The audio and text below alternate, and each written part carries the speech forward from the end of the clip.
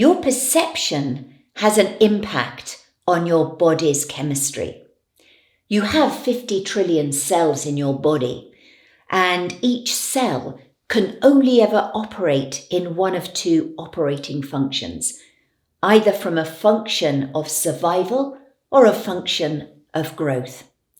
Imagine for a moment that you're feeling stressed and anxious. Your body releases cortisol and adrenaline, and there's a little receptor on every cell that senses danger and toxins. So all of your cells close down tight, creating a protected silo.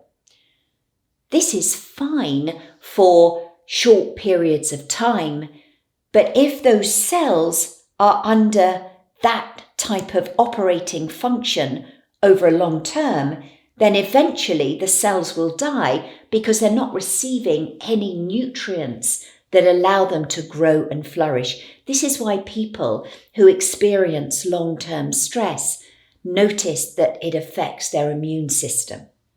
It's a bit like in the olden days when an army wanted to attack a castle. They couldn't just go into the castle because the castle's walls were very thick and there was a drawbridge. But if they waited long enough and they were patient enough, eventually the inhabitants in the castle would run out of food and water and it would become easy. This is what's happening to us in our body when we experience high levels of stress.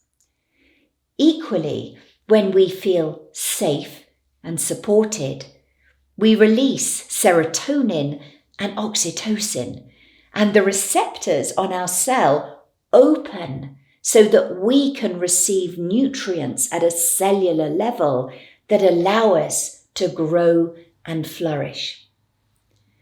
What's happening to us at a cellular level is also affecting us at a mindset level.